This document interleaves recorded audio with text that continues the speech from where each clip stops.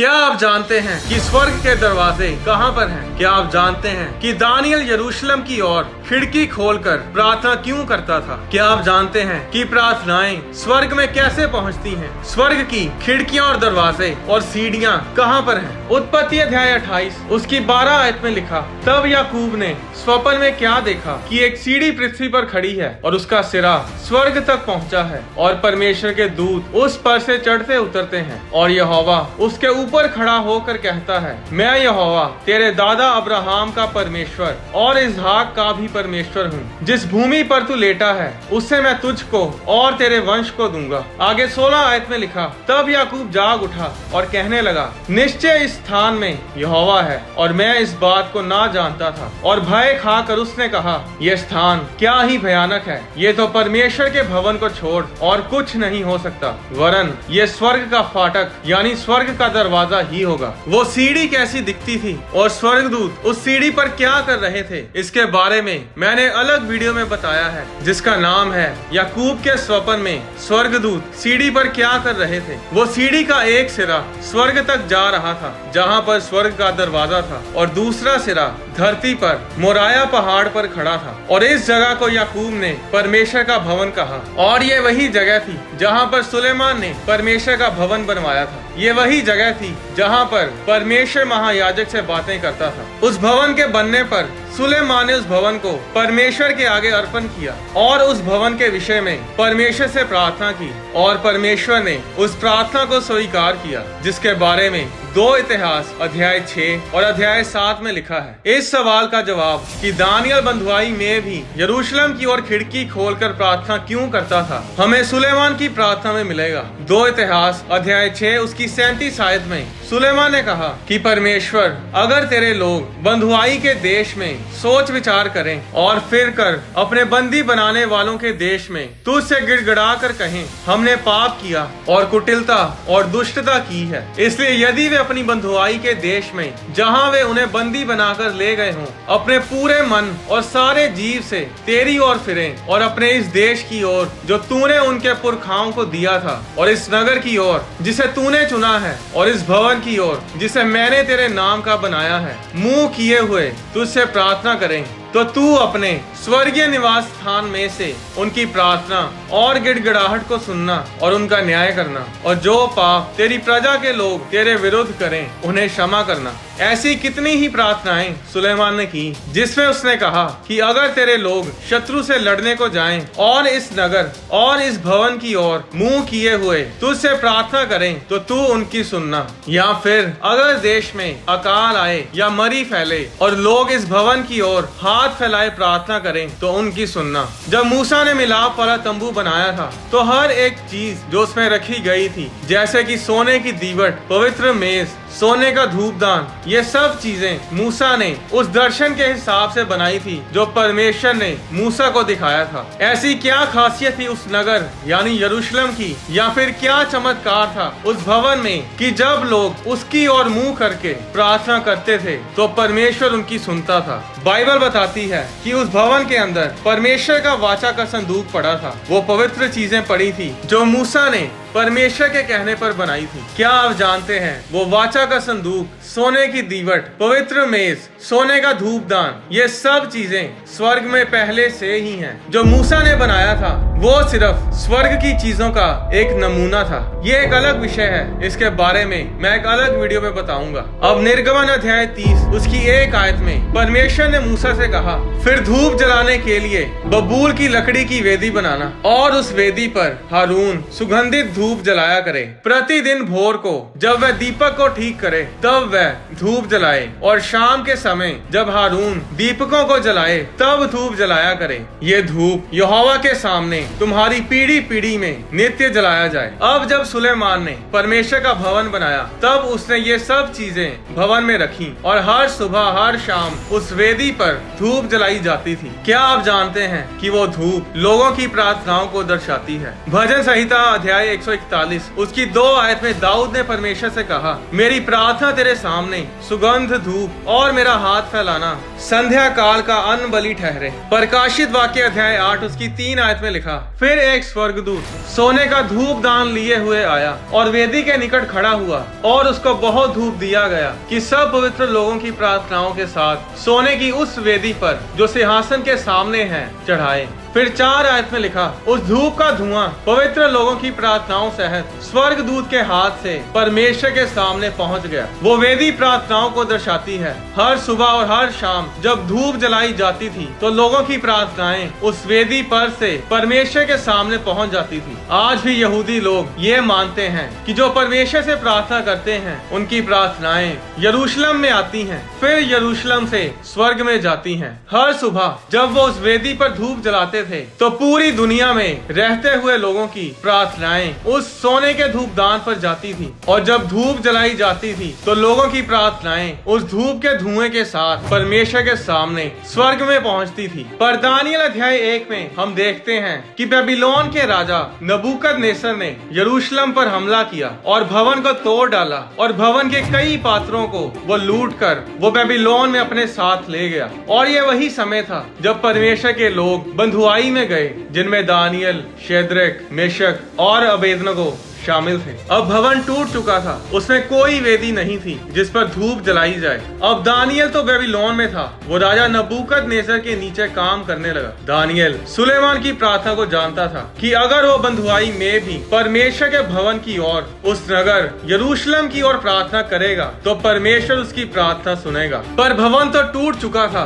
उसमें पड़े सारे पात्र नबूकदनेस्सर राजा अपने साथ बेबीलोन में ले गया था। इन सब चीजों के बावजूद भी दानियल क्यों यरूशलेम की ओर खिड़की खोलकर प्रार्थना करता था? जानते हैं क्यों? क्योंकि उस यरूशलेम नगर के ऊपर स्वर्ग का दरवाजा था। दानियल क्यों यरूशलेम की ओर मुंह करके प्रार्थना कर रहा था, जहां पर कोई सोने का धूपदान नहीं था जिसे जलाने से धुआं उठता था और प्रार्थनाएं उस धुएं के साथ परमेश्वर के सामने पहुंचती थी? क्योंकि वो धूप का जलाया जाना सिर्फ एक धार्मिक संस्कार था, एक धार्मिक रीति थी, एक परंपरा थी जो उन्हें करनी पड़ती थी ताकि उन्हें उस जगह की असली अहमियत पता रहे। दानियल जानता था कि अगर मैं प्रार्थना करूंगा तो मैं उस स्वर्ग के दरवाजे की ओर मुंह करके प्रार्थना करूंगा। मैं एक विश्वासी होने के नाते दूसरी जगहों की ओर मुंह नहीं करूंगा, शैतानी वेदियों की तरफ मुंह नहीं करूंगा। मैं उस तरफ मुंह करूंगा जहां पर स्वर्ग का दरवाजा है, ताकि मेरे शब्द स्वर्ग तक पहुंच सके। दानियल जानता था कि चाहे वहां पर भवन नहीं है, चाहे वहां कुछ भी नहीं है, पर वहां पर वो सीढ़ी खड़ी है जो नजर तो नहीं आती पर वो स्वर्ग तक जाती है, जो याकूब ने स्वप्न में देखी थी। आत्मिक दुनिया के दरवाजे होते हैं, खिड़कियां, सीढ़ियां होती हैं जो एक जगह से दूसरी जगह आने जाने में इस्तेमाल किए जाते हैं। अगर आप बरमुडा आइलैंड से पोर्टोरिको तक और मायामी से वापस बरमुडा आइलैंड तक एक लाइन बनाएं तो वो एक ट्रायंगल यानी त्रिकोण का आकार बनाती है और इसे बरमुडा ट्रायंगल भी बोला जाता है। ये जगह इतनी भयानक है कि जो समुद्री जहाज इस ट्रायंगल के बीच से निकल कर जाते हैं वो गायब हो जाते हैं। वो हवाई जहाज जो इस जगह के ऊपर से जाते हैं वो भी गायब हो जाते हैं। रेडियो जहाजों के रडार काम करने बंद कर देते हैं और इन्हीं कारणों की वजह से 2000 से भी ज्यादा समुद्री जहाज और 200 से भी कहीं ज्यादा हवाई जहाज इस बरमुडा ट्रायंगल के एरिया में नष्ट हुए हैं। और तो और कुछ जहाज 100-150 सालों के बाद दोबारा नजर भी आए हैं। एयरफोर्स के कई जहाज इस स्थान में नष्ट हुए हैं और आज तक साइंटिस्ट इसके रहस्य को सुलझा नहीं पाए हैं। अगर आप इसी तरह बरमुडा ट्रायंगल के बिल्कुल सामने ग्लोब की दूसरी तरफ जाएं, तो वहाँ भी बिल्कुल ऐसी ही एक जगह है जहाँ मैग्नेटिक कंपास काम करना बंद कर देती है। इस जगह को डेविल्स सी बोला जाता है। बरमुडा ट्रायंगल में एक बहुत बड़ी खाई है जो 27,000 फुट गहरी है और इसी तरह पूरी धरती पर 12 ऐसे मुख्य जगहें हैं जहाँ पर भारी मात्रा में इलेक्ट्रोमैग्नेटिक गतिविधियाँ पाई जाती हैं, जहाँ पर कंपास काम करना बंद कर देती है, रडार काम करना बंद कर देते हैं। ये 12 दरवाजे हो सकते हैं जो धरती के नीचे नर्क में जाते हैं। जिस तरह नए यरूशलेम के 12 दरवाजे हैं, उसी तरह नर्क के भी 12 दरवाजे हैं। इसके बारे में मैंने एक अलग वीडियो में बताया है जिसका नाम है नर्क कहाँ पर है, और 12 में से 11 जगहें समुद्र के नीचे हैं। अय्यूब की पुस्तक में समुद्र की गहराइयों के बारे में लिखा है कि समुद्र के नीचे दरवाजे हैं, कक्ष हैं, कोठरियां हैं। जब शाऊल एक भूत सिद्धि करने वाली स्त्री यानी जादू टोना करने वाली कनानी स्त्री के पास गया तो 1 शमूएल अध्याय 28 उसकी 13 आयत में उस स्त्री ने शाऊल से कहा, मुझे देवता पृथ्वी में से चढ़ते हुए दिखाई पड़ते हैं। वो कोई मुर्दे नहीं थे जो धरती में से ऊपर आ रहे थे, क्योंकि जब कोई मरता है तो वो या तो नर्क में या स्वर्ग में जाता है, वो फिर इधर उधर धरती पर घूम नहीं सकता। तो ये जादू टोना करने वाली औरत जिन देवताओं के बारे में बात कर रही है वो शैतान और उसके दूत थे जो धरती पर इधर उधर ऊपर नीचे आ जा रहे थे। अय्यूब अध्याय 1 उसकी 7 आयत में यहोवा परमेश्वर ने शैतान से पूछा, तू कहाँ से आता है? शैतान ने यहोवा को उत्तर दिया, पृथ्वी पर इधर उधर घूमता फिरता और डोलते डालते आया हूँ। नर्क के दरवाजे हैं और इन्हीं दरवाजों से वो जादू टोने वाली औरत शैतानी दूतों को ऊपर आते देख रही थी। नर्क के दरवाजों के बारे में मैंने अलग वीडियो में बताया है। इस वीडियो में जितना हो सके मैं आपको स्वर्ग के दरवाजों के बारे में बताऊंगा। हम सब जानते हैं कि एक विश्वासी होने के नाते हम जहां मर्जी प्रार्थना करें, परमेश्वर उसी समय हमारी प्रार्थना सुनता है। फिर चाहे हम इंडिया में हो या अमेरिका में या कनाडा या इजराइल या हो अफ्रीका में, चाहे किसी प्लेन में हो या फिर ट्रेन में, परमेश्वर हमारी प्रार्थनाओं को उसी समय सुनता है। उन प्रार्थनाओं को यरूशलेम में आने की जरूरत नहीं पड़ती, वो सीधा स्वर्ग में परमेश्वर के सामने पहुंचती हैं। पर जो भेद मैं आपको बताने वाला हूँ, यह आपकी प्रार्थना की जिंदगी, आपके आने वाले वंशों की जिंदगियों को यह बदल देगा। प्रकाशित वाक्य अध्याय 4 उसकी 1 आयत में यूहन्ना ने लिखा, इन बातों के बाद जो मैंने दृष्टि की तो क्या देखता हूँ कि स्वर्ग में एक द्वार, एक दरवाजा खुला हुआ है। दरवाजे को हम क्या करते हैं? हम उसे खोलते हैं और बंद करते हैं। और क्या आप जानते हैं कि आप एक जगह पर इतनी प्रार्थना कर सकते हैं कि आप उस जगह के ऊपर स्वर्ग के दरवाजे को खोल सकते हैं। वो जगह आपका कमरा हो सकता है, आपकी कोई चेयर हो सकती है, कोई पार्क हो सकता है, किसी पेड़ के नीचे हो सकती है, आपके घर का टेरेस हो सकता है, आपकी बालकनी हो सकती है, आपकी गाड़ी हो सकती है, कोई भी जगह हो सकती है। जब आप किसी जगह पर रेगुलर प्रार्थना करते हैं तो उस जगह के ऊपर हवा में स्वर्ग का दरवाजा खुलता है। एक बार एक पास्टर ने अपनी चर्च की बिल्डिंग का निर्माण करना था, पर उन्हें कोई भी नक्शा पसंद नहीं आ रहा था। फिर एक दिन जब वो पास्टर एक बुजुर्ग औरत के घर में विजिट करने गए तो उस समय बातों ही बातों में उस बुजुर्ग औरत को पता चला कि पास्टर जी को चर्च बनाने के लिए सही नक्शा नहीं मिल रहा। इस बात के बारे में पता चलते ही वो बुजुर्ग औरत अपने कमरे में गई और एक बहुत पुरानी कुर्सी बाहर लेकर आई और पास्टर से कहा कि कृपया आप इस कुर्सी पर बैठकर प्रार्थना करें, मेरा विश्वास है आपको आपका उत्तर जरूर मिलेगा। पास्टर ने बताया कि उस कुर्सी पर बैठते ही जब वो प्रार्थना करने लगे तो परमेश्वर के आत्मा ने उन्हें ऐसा छुआ कि उन्होंने उसी समय एक कॉपी पेन मंगवाया और पूरी चर्च बिल्डिंग का नक्शा अपने हाथों से बना डाला। उस बुजुर्ग औरत ने बताया कि वो सारा दिन अपना समय उस कुर्सी पर प्रार्थना करने में व्यतीत करती है। हम अंधविश्वासी नहीं हैं कि हम कुर्सियों या पत्थरों या किसी भी चीज की पूजा करने लग जाएं। उस कुर्सी पर बैठकर ज्यादा प्रार्थना करने से परमेश्वर की हजूरी उस कुर्सी पर बनी रहती थी। क्या आप जानते हैं कि जिन कपड़ों में आप प्रार्थना करते हैं वो कपड़े भी आपके अभिषिक्त होते हैं। परमेश्वर का मसा, परमेश्वर की हजूरी उन कपड़ों पर बनी रहती है। और यही कारण था कि जब लोग चेलों के शरीरों से कपड़ों को छुआ कर बीमारों पर लगाते थे तो वो बीमार चंगे होते थे। ऐसे कई वाक्य हैं जो ऐसे ही कई घटनाओं के बारे में बयान करते हैं। आप क्या सोचते हैं कि क्यों परमेश्वर अब्राहम से कहता था कि मैं तुझे इस जगह पर मिला हूँ, अब मेरे लिए इस जगह पर वेदी बना? क्यों अब्राहम, इसहाक, याकूब उन जगहों पर निशानियां लगाते थे, वेदियां बनाते थे जहाँ पर परमेश्वर उन्हें दर्शन देता था। फिर चाहे वो धरती के ऊपर आकर, चाहे स्वप्न में, चाहे स्वर्ग दूत के रूप में परमेश्वर उन्हें मिलता था, वो उन जगहों पर निशानी लगाते थे,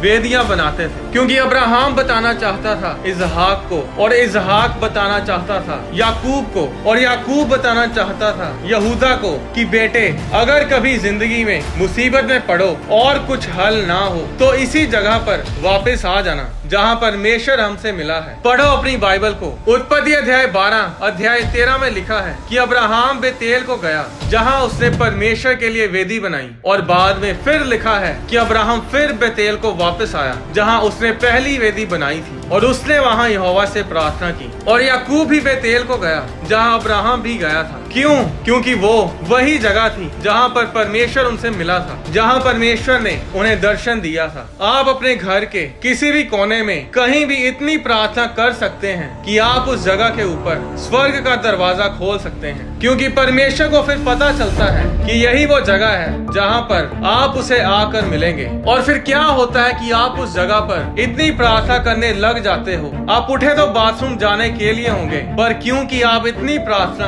उस जगह पर करते हो कि उस जगह के पास से गुजरने पर ही स्वर्गदूत सोचते होंगे कि लगता है कि ये स्वर्ग के दरवाजे पर आने वाला है। वो एक दूसरे से बोलते होंगे कि मुझे लगता है कि ये प्रार्थना के लिए बैठने वाला है। आप कभी किसी आत्मिक व्यक्ति के घर में जाएं तो एक अलग सा वातावरण, एक अलग सी शांति आपको महसूस होगी, पर अगर आप एक झगड़ालू परिवार में जाएं तो बहुत ही नेगेटिव वातावरण महसूस होगा, क्योंकि शैतानी लोगों का भी अभिषेक होता है। कुछ नगर ऐसे होते हैं जिनमें पैर रखते ही कुछ लोगों को बेचैनी होनी शुरू हो जाती है, जहाँ पर प्रार्थनाओं के उत्तर जल्दी नहीं मिलते, क्योंकि उस इलाके में प्रार्थना कम होती है। शैतानी ताकतें आसमान में आपकी प्रार्थनाओं को रोकती हैं। जब कुछ लोग अपनी जगह बदलते हैं, अपने घरों को बदलते हैं, तब उनके जीवन में नया मोड़ आता है, छुटकारा आता है, क्योंकि वो उस शैतानी जगह से बाहर आते हैं जहाँ पर प्रार्थनाओं की कमी थी और शैतानी पुजारियों की, जादू टोना करने वालों की बहुत ताकत थी। मैंने ऐसे कई लोग देखे हैं जिन्हें उनके पास्टर ने कहा था कि अपने नगर को छोड़ दो और कहीं और घर खरीदो या फिर चर्च के पास घर लो, किराए के घर पर रह लो, पर उन्होंने बात नहीं मानी और उनका पूरा परिवार तबाह हो गया। किसी को किसी बीमारी ने पकड़ लिया, किसी का तलाक हो गया, किसी ने मसीह को छोड़ दिया और किसी की मौत होगी। ये बातें बहुत ही गहरी हैं। जब आप कुछ चर्चिज में जाते हैं तो वहाँ आपको अलग शांति महसूस होती है, आपकी प्रार्थनाओं के उत्तर जल्दी मिलते हैं। कई चर्चिज में पैर रखते ही लोग चंगे हो जाते हैं। ऐसा क्यों? क्योंकि उस चर्च में प्रार्थना पर जोर दिया जाता है। हर चर्च में बड़े चमत्कार नहीं होते, क्योंकि हर पास्टर की प्रार्थना का लेवल बड़ा नहीं है। इसलिए जब लोग अपने पास्टर, अपने अगुवे के कमरे में प्रार्थना करते हैं तो बदलाव आते हैं, क्योंकि उस कमरे में इतनी प्रार्थना हुई होती है कि स्वर्ग उस जगह के ऊपर, उस घर, उस कमरे के ऊपर हमेशा खुला रहता है। अभी भी स्वर्ग की सीढ़ी और स्वर्ग के दरवाजों के बारे में बहुत कुछ बताने को पड़ा है, जो इस वीडियो में मैं बता नहीं पाऊंगा। मैं हर बार 5-6 मिनट की वीडियो बनाने का सोचता हूँ, पर जब मैं लिखने लगता हूँ तो इतनी सारी बातें होती हैं कि वो एक वीडियो में आ नहीं पाती। क्या आप जानते हैं कि शुनेमिन औरत ने भी स्वर्ग का दरवाजा बनाया था? सिर्फ प्रार्थना से ही नहीं, और भी कई तरीकों से आप स्वर्ग के दरवाजों को बना सकते हैं। इसके बारे में मैं इस वीडियो के दूसरे भाग में बताऊंगा। अपने घर में, किसी कुर्सी पर, किसी पेड़ के नीचे, कहीं भी जहां आपको सही लगता है वहां पर प्रार्थना करना शुरू करो और स्वर्ग के दरवाजों को अपनी जिंदगी के ऊपर खोलना शुरू करो, क्योंकि जब स्वर्ग के दरवाजे खुलते हैं तभी छुटकारे और आशीषें और शांति लोगों के जीवन में आती है। क्योंकि जब जब आप उस प्रार्थना के स्थान पर परमेश्वर से प्रार्थना करोगे, परमेश्वर आपसे पहले आपका इंतजार करेगा कि कब आप उस स्थान पर आएं और प्रार्थना करें और परमेश्वर आपसे बातें करें। परमेश्वर आपको आशीष दे। आने वाली वीडियोस में मैं आपको बताऊंगा कि यीशु मसीह का जन्म बैतलहम में ही क्यों हुआ। हेरोदेस ने यीशु मसीह के जन्म लेने पर उस इलाके के बच्चों को क्यों मरवा डाला था। जब शैतान को स्वर्ग से धरती पर गिरा दिया गया था तो वो कहां पर आकर गिरा? क्या आपने कभी सोचा है कि आजकल जो कुछ टीवी पर, सोशल मीडिया पर आता है वो 99% वल्गर, गंदा, चरित्रहीन और भ्रष्ट होता है। चाहे वो बच्चों का देखने वाला कार्टून सीरियल हो, चाहे वो कोई Bollywood, Hollywood, Punjabi songs, TV serials या मूवीज हो। किसी में लड़ाइयाँ, किसी में तोड़फोड़, किसी में नंगापन, तो किसी में हथियारों को प्रमोट किया जाता है। जो गलत काम बाइबल करने से मना करती है, उन्हीं गलत कामों को प्रमोट किया जाता है और ऐसे गाने बनाए जाते हैं जो व्यभिचार को प्रमोट करते हैं, खून खराबे को प्रमोट करते हैं। जिन बच्चों को इन गलत कामों के बारे में पता भी नहीं होता, वो इन गानों को सुनते हैं, इन्हें गाते हैं और मूवीज को देखते हैं, और जो आप लगातार सुनते और देखते हैं वैसे ही आप बनते हैं। इसलिए हमने सोचा है कि हम आने वाले समय में बाइबल के वचनों पर आधारित मूवीज को बनाएंगे जो लोगों को परमेश्वर में मजबूत करेंगी, जो लोगों की जिंदगियों को सुधारेंगी। अगर आप मूवी प्रोडक्शन के लिए डोनेट करना चाहते हैं तो आप keto.org पर जाकर अपनी डोनेशन दे सकते हैं। इसका लिंक वीडियो के डिस्क्रिप्शन में दिया हुआ है। परमेश्वर आपको आशीष दे।